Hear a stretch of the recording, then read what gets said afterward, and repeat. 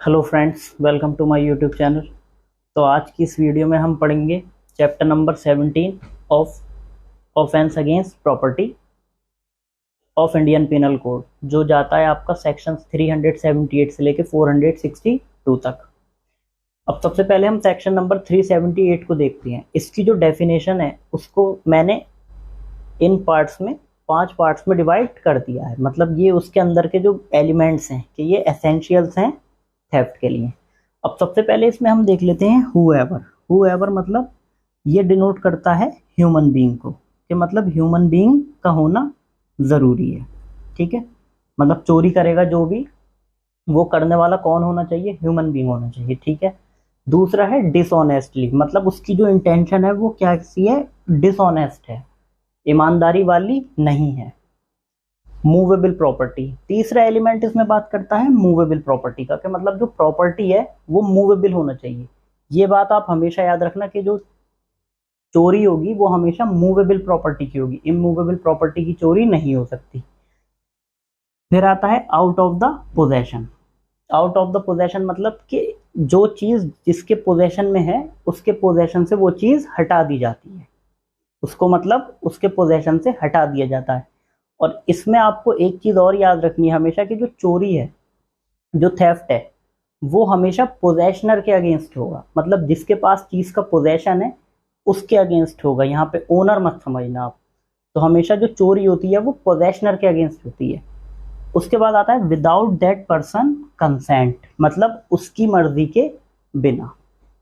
तो अब इसको हम बेयर एक्ट की लैंग्वेज में समझ लेते हैं। तो बेयर एक्ट इसमें हमारा ये कहता है सेक्शन 378 को, जो इसमें लिखा है whoever intending to take dishonestly any movable property out of the possession of any person without that person consent move that property in order to such taking is said to commit theft। मतलब जो भी कोई person dishonest तरीके से किसी movable property को जिसके वो पोजेशन में है उसके पोजेशन से अलग करता है बिना उसकी कंसेंट के, तो वो चोरी का ऑफेंस कमिट करता है। अब इसमें नेक्स्ट, ये तो थी हमारी सिंपल डेफिनेशन, इसमें हम एक्सप्लेनेशन भी देख लेते हैं।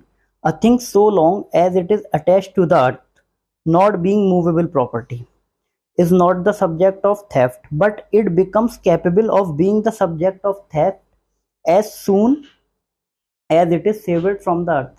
मतलब इसमें वो सीधी सीधी ये बात कह रहा है एक्सप्लेनेशन में कि जो चीज अर्थ से अटैच है तो तब तक वो मूवेबल प्रॉपर्टी नहीं है, लेकिन जैसे ही वो अर्थ से निकाली गई अब वो एक तरह से मूवेबल प्रॉपर्टी बन गई और अब उसको चुराया जा सकता है। ठीक है। तो सेक्शन 378 सीधा सीधा आपका थेफ्ट को डिफाइन करता है। ठीक है। अब आता है सेक्शन 379, उसको देख लेते हैं वो क्या बात करता है। तो सेक्शन 379 आपका बात करता है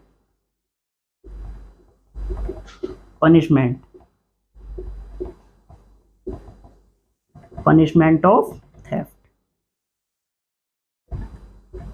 378 में थेफ्ट डिफाइन और 379 में इसका पनिशमेंट है। तो इसमें हम पनिशमेंट देख लेते हैं। तो सेक्शन 379 बात करता है कि जो भी कोई, मतलब 378 में जो भी कोई थेफ्ट करता है, चोरी करता है, उसको कितने तक की सजा होगी? 3 इयर्स तक की। ठीक है, मैं आप एक बार रीडिंग कर देता हूँ। Whoever commits theft shall be punished with imprisonment of either description for a term which may extend to 3 years or with fine or with both। मतलब या तो मैक्सिमम वो कितनी जाएगी? 3 इयर्स, या फिर फाइन, या फिर और बोथ। ये 3 इयर्स जो है ये मैक्सिमम है। तो एक बार मैं फिर से ये दोनों सेक्शंस आपको रिपीट कर देता हूँ। सेक्शन 378 सिर्फ थेफ्ट को डिफाइन करता है, मतलब, और डेफिनेशन इसकी क्या कहती है कि जो कोई भी पर्सन, आप इसको सीधा सीधा सिंपल में ऐसे समझ लो, जो कोई भी बंदा एक डिसऑनेस्ट वे में किसी की मूवेबल प्रॉपर्टी को उसके पोजेशन से अलग करता है, ठीक है, और उसकी मर्जी के बिना, तो वो थेफ्ट का ऑफेंस कमिट करता है। और सेक्शन 379 इसकी पनिशमेंट बताता है, जो कि है 3 इयर्स। अब इस इसमें थेफ्ट के टॉपिक में आपके 2 सेक्शंस और आते हैं, उन दोनों सेक्शंस को भी हम देख लेते हैं।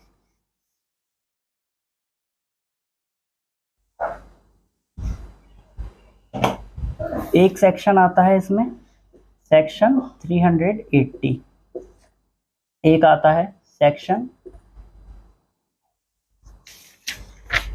3 सेक्शंस और आते हैं, सॉरी, एक आता है सेक्शन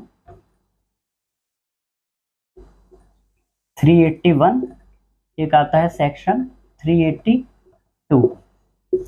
अब इनको समझ लेते हैं हम कि ये मतलब जो थेफ्ट है वो 5 सेक्शनों में कैसे है। सबसे पहले वाले में सेक्शन 378 में डेफिनेशन हो गया, सेक्शन 379 में सिंपल थेफ्ट का पनिशमेंट हो गया। अब सेक्शन 380 क्या बात करता है? 380 बात करता है theft in dwelling house.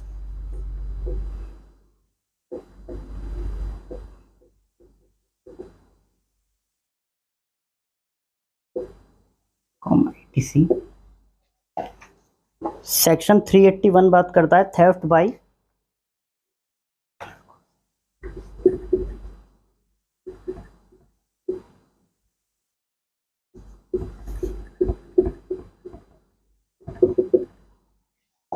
Section 382 बात करता है theft after preparation made for causing death hurt.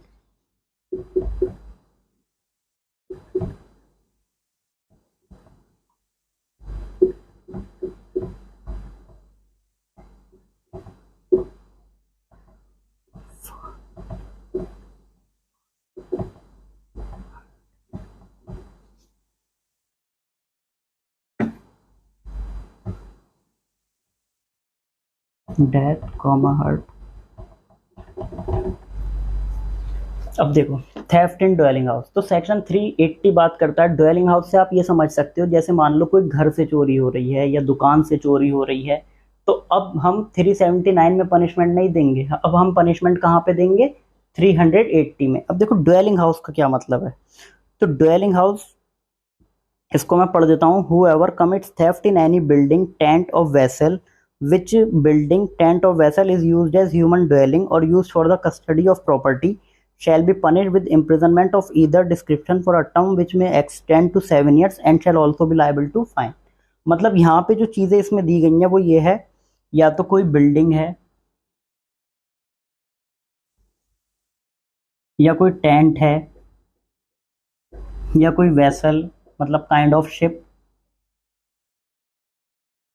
या फिर कोई ऐसी जगह जहां पर किसी प्रॉपर्टी की कस्टडी रखी हुई। मतलब ऐसे मान लो आप जहां पर एक तरह से 4 वॉल्स हैं और एक ऊपर उसके छत है, तो इस तरह की जो जगह है वो ड्वेलिंग हाउस मानी जाएगी। अब जो वेसल है आपका, शिप है, वो इसी तरह का होता है।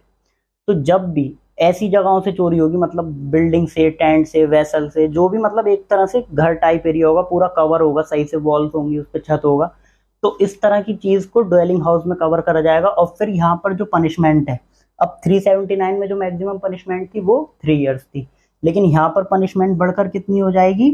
7 इयर्स हो जाएगी। मतलब मैक्सिमम 7 इयर्स, या फिर फाइन, या फिर बोथ। ठीक है। नेक्स्ट है आपका सेक्शन 381 बात करता है थेफ्ट बाय क्लर्क और सर्वेंट। उसका क्या मतलब है? थेफ्ट बाय क्लर्क और सर्वेंट मतलब मान लो जैसे मैं हूं, अगर मेरा ही क्लर्क या सर्वेंट मेरी ही चोरी करता है, ठीक है। अब यहाँ पे ना थोड़ा सा एक चीज ऐसे आ गई कि जैसे ये जो लोग होते हैं ये ट्रस्ट वाले होते हैं, ठीक है, बंदा इन पे ट्रस्ट करता है। अब अगर ऐसा ही पर्सन जो क्लर्क है या सर्वेंट है वो ही अपने मालिक की चोरी करते हैं, तो यहाँ पर भी पनिशमेंट आपकी अब बढ़कर कितनी हो जाएगी? 7 इयर्स ही हो जाएगी। ठीक है, और वही फाइन और बोथ। ठीक है। फिर सेक्शन 382 आता है। अब देखो ये थोड़ा सा समझने का है, इसमें यह है कि theft after preparation made for causing death hurt. मतलब 382 में यह है कि जैसे कोई पर्सन है वो चोरी करने के इरादे से जा रहा है और उसने मान लो कोई वेपन कैरी कर लिया या कुछ भी कैरी कर लिया, कोई डंडा रख लिया, चाकू रख लिया, मतलब वो उसको यूज नहीं कर रहा है, वहां पे वो चोरी करने के लिए जा रहा है, लेकिन इस इरादे से जा रहा है कि किसी की डेथ कर देगा या किसी को नुकसान पहुंचा देगा, लेकिन वो करता नहीं है ऐसा, वो सिर्फ इस इरादे से, इस प्रिपरेशन के साथ जा रहा है। तो यहाँ पर भी पनिशमेंट जो है वो उसकी अब यहां पर बढ़ के कितनी हो जाएगी, 10 ईयर्स हो जाएगी, और वही फाइन और बोथ। ठीक है, तो सीधा सीधा सिंपल सा समझने का तरीका ये है कि सेक्शन हमारा 378 बात करता है, डिफाइन करता है थेफ्ट को। 379 में पनिशमेंट है 378 के लिए जो थेफ्ट दी गई है, नॉर्मल थेफ्ट। 380 में ड्वेलिंग हाउस से अगर वो कुछ चोरी करता है। 381 में थेफ्ट बाय क्लर्क और सर्वेंट, अगर वो अपने ही मालिक की चोरी कर लेता है। और 382 में अगर वो इस प्रिपरेशन के साथ जा रहा है कि या तो वो डेथ कॉज कर देगा या हार्ट कॉज कर देगा, तो उसमें फिर पनिशमेंट आपका 10 ईयर्स। तो इसको सिंपल याद करने का तरीका ये है कि 3, 7, 7, 10। इसका क्या मतलब है, 3 मतलब 379 में 3 साल की सजा, 378 में तो थेफ्ट डिफाइन है, पनिशमेंट वाले तो ये चारों हैं, तो 379 में 3 साल की सजा, 380 में 7 साल की सजा, 381 में भी 7 साल की सजा, और 382 में 10 साल की। तो 3, 7, 7, 10। तो आई होप मुझे आप लोगों को ये समझ में आया होगा। अब नेक्स्ट इसमें एक चीज आती है,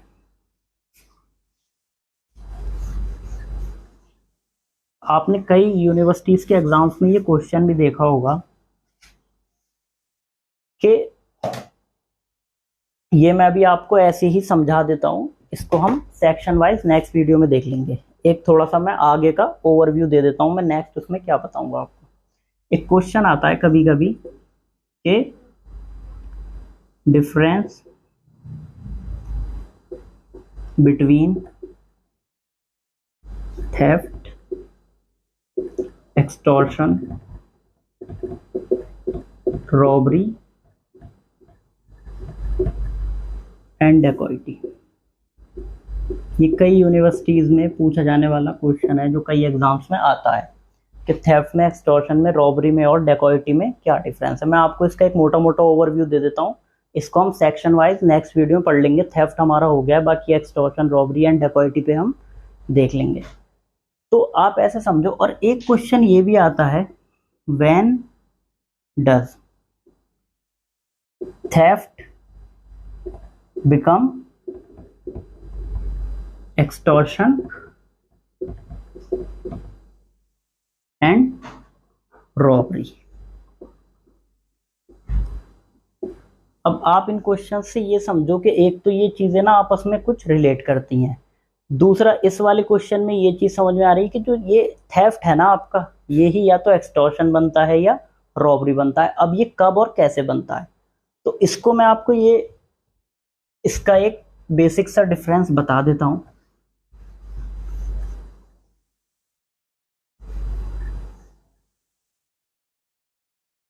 थेफ्ट में मैंने आपको बताया कि जो थेफ्ट होगी वो उसके कंसेंट के बिना होगी, मतलब उसकी कंसेंट थी नहीं, आप चुपके से कोई चीज जाके उठा लाए उसकी, जो उसके पोजेशन में है, तो वहां पे आपने थेफ्ट कर ली, ठीक है। लेकिन एक्सटॉर्शन क्या चीज है, एक्सटॉर्शन है कि जैसे आपने किसी को,